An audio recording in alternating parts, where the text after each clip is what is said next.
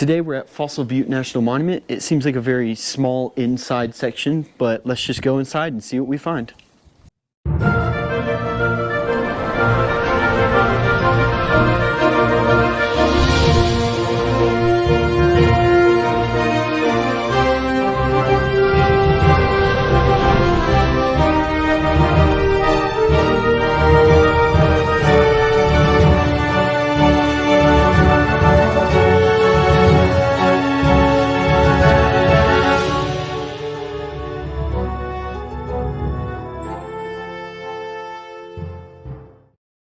The first thing you see when you enter and you look to the left is this massive display of all kinds of beautiful fossil turtles that they found in the formation. But the other side is probably what the Green River Formation is most likely known for, is their beautiful fossil fish. They have all kinds of different variations of fish and species of fish that have been found to be fossilized from the bottom of this ancient fossil lake. So here are some of those very, very beautiful fish on the right side as soon as you enter. Then they had this massive wall display of what appeared to be some of the most and more rare species of fish, like these massive gars, stingrays, things like that. They also had this very interesting side wall of what appeared to be insects that landed in the water, possibly sunk to the bottom and fossilized during the millions of years of fossilization process.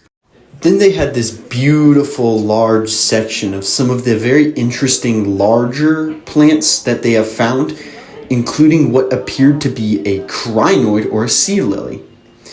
Then they had this very awesome prep lab that was open so you could see their process, and one of their massive centerpiece was this huge, absolutely massive, complete crocodile or crocodilian that would have lived in the swamp during the 52 to about 48 million years of the Green River Formation that landed at the bottom and would have fossilized. Then they had this other display of some of the other creatures that you would find, like some of the lizards kind of situations, early bats. A three-toed horse was a very interesting one. Yeah, they had these monitor lizard-like creatures. They even had some bats and rodents and things like that. But honestly, one of the coolest things I saw was this fossilized snake. Those were really interesting, in my opinion. Then they had this giant display with fossilized feathers, bird heads, bird feet, bird limbs. They had all kinds of interesting bird attributes with this giant mural of a lot of the really cool birds that would have been fossilized, with complete fossils of fossilized birds that landed at the bottom of the lake and fossilized. Then they had this cool little ecosystem kind of thing that they showed off with two very cool fossilized turtles that they had there. I thought that was pretty cool to include them. Then they had this giant strip of wall of fossilized poop, also known as coprolites. They had that little fish there too. That was funny. But because animals poop, you get a lot of it left behind.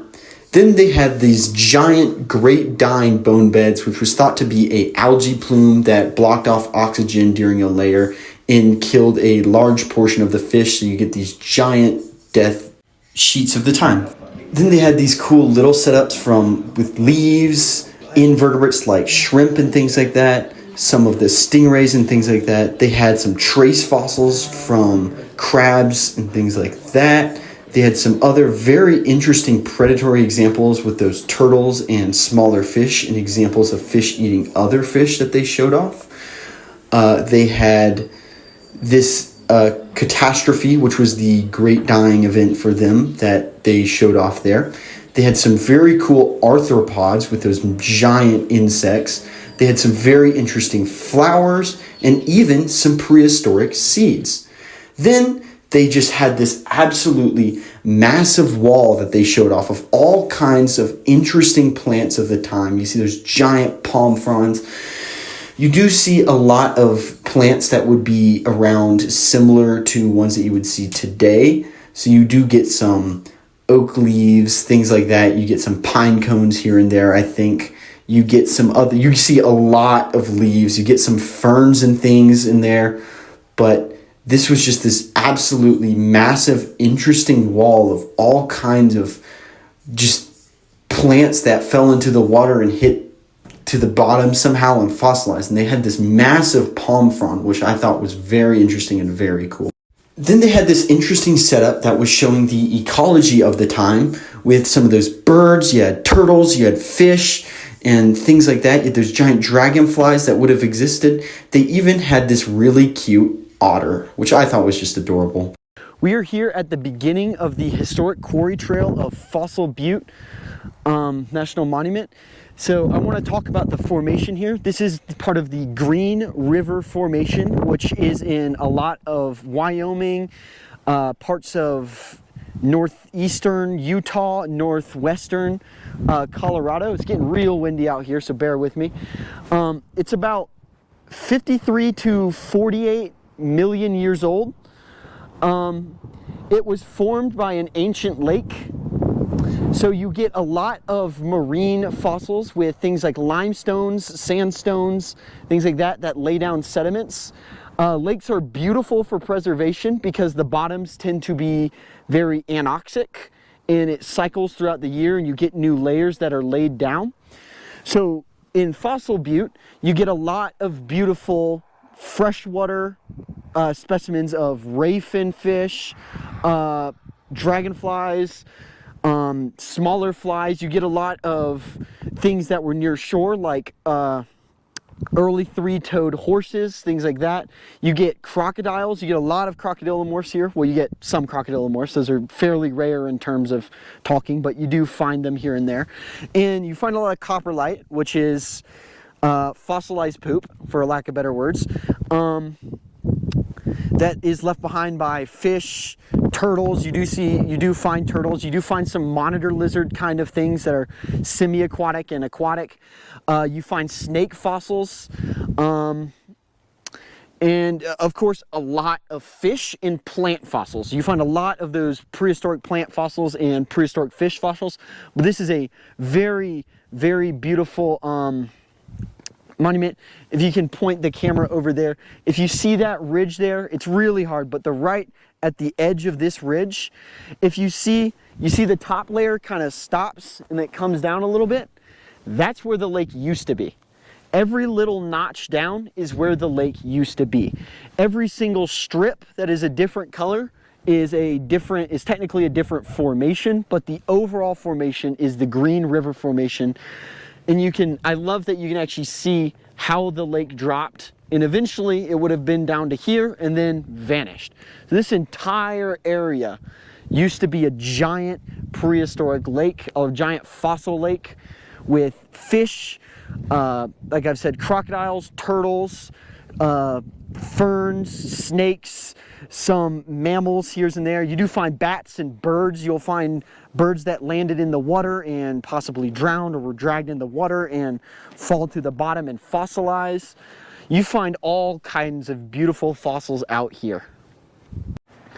Our next stop, because I felt like Fossil Butte was a bit of a short episode or short section, is the Ulrich Fossil Gallery. So let's head on inside and see what they have. We're here with a special guest. Would you like to introduce yourself? Yeah, I'm Michael Snively of Ulrich Fossil Gallery. So Perfect. We are the original quarry in the area. Been on that hill right over there since 1960. So Carl started this, in 1947, but we do everything from guided tours into the quarry for people that want to dig their own. We sell them unprepared for people that like to prepare their own. We're up there digging in this old ancient lake 7 days a week, all summer long, trying to get enough material to last us the rest of the year. We work both different levels, from split fish levels where we take our guests to dig, to the 18-inch layer, which is more of the commercial site. That's where everything comes out all covered. And you can see how I've had to dig down to expose those ones. Very beautiful fossils. And then we also have the split fish layers where our tourists go. This quarry doesn't take a lot of skill or training. It's just fun, easy, split through layers. They open up to see what you get. Perfect. Is it just sheets of like limestone? It's just layer after layer of this old hardened lake bed. So anything that lived in it or landed in it and settled to the bottom. So we find everything from complete palm fronds to, you know, birds and stingrays and now, you know, this was a lot like the Florida Everglades when this lake was around. So we had the same type of palm trees and the alligators and the crocodile, the turtles, you know. Now we're at 7,000 feet in the bottom of the lakes up at the tops of these hills. So a lot's changed in millions of years, but you know, this is kind of what we're looking for when they come out of the ground. They're all covered like that, and I will take sharp tools to work down to expose the fish. And I sell them unprepared for people that like to prep their own. It just kind of keeps everything nice and clean so I can see what I'm doing so I don't make mistakes and just follow it through. When I get them done, I hit them with the sealer that kind of pops them, but it seals them up. Perfect. So, yeah, look around. We have pieces from this is the mass mortality layer. This is kind of a famous layer because we think an algae bloom depleted the oxygen, suffocated them, so they all died and settled at once this year. So we try to take big chunks up of that layer that used for art pieces. Is that also part of that layer? No, that's that's just a piece of art we created. So we took different plates and laid them and overlaid and things like that to just create a piece of art for that piece right there. But this is the guy that started this back in 1947, kind of responsible for what a lot of people are doing nowadays. He, you know, started with the doing the tours and the digging, and a lot of people now are just copying everything he started way back when. Yeah, I mean, you got yourself a good plot of land here, and if the business is right, you might as well do it. Well, if you're doing what you love, then like they say, you never work a day in your life. So yeah. Even though it sure wore me out from not working. It's because you love it, don't mean you don't get tired. Yeah. Here, what do we have here? So that's a very rare find. That's called an amia. It's a bowfin. They got this big, tall, long dorsal fin on them. That was about a 4-year project getting that finished and up on the wall. And now I'm working on some other small ones that I'm cutting out the shape of the fish. And I'm going to make a mural of fish swimming through this back wall. Wow. Is my long-term plan. Go through and... So if you take a look at that big paddlefish up on the front wall, that's a very rare find. That's something that only took me 35 years to get one that good. I'll probably never see another one quite like that. So once in a lifetime. Yeah, usually when we find paddlefish, they're just kind of these big disarticulated messes. So to get one that's that complete and articulate is very, very rare. I mean, I guess a lot of the smaller fish come fairly articulated just because most of the smaller ones. And this is something from the split fish layers where you can see how you split through the layers and you get like a positive and a negative side to it. So that's why we take the tourists into that quarry. You're not looking for the raises in the rock and everything like that. You're just splitting through it and seeing what you get. But they usually open them up and you get like a mirror image, a positive and a negative. And things that come from the 18-inch layer, you can see how I've had to dig down to expose all of those fish.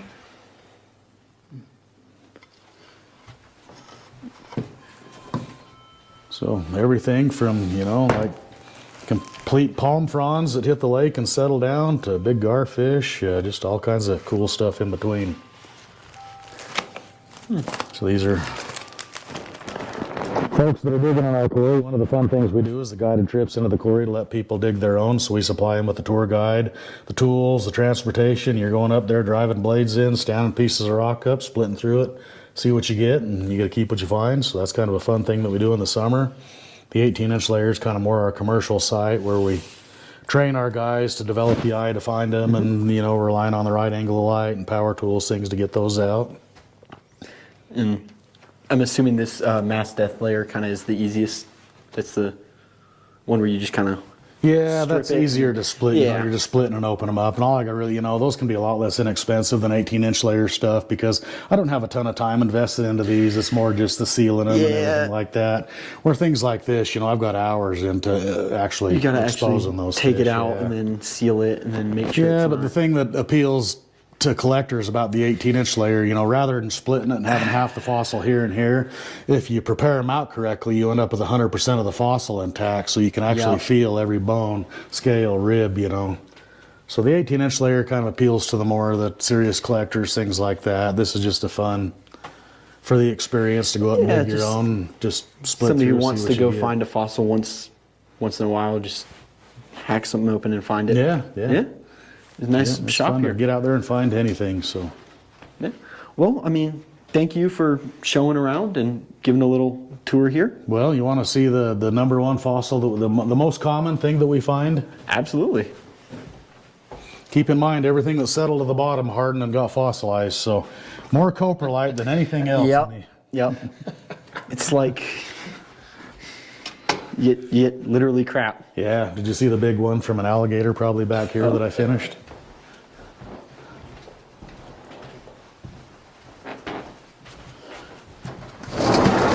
So I have a lot of fun with the big coprolites that we get, and I give this one an extra heavy coat of sealer to give it that nice fresh look, you know.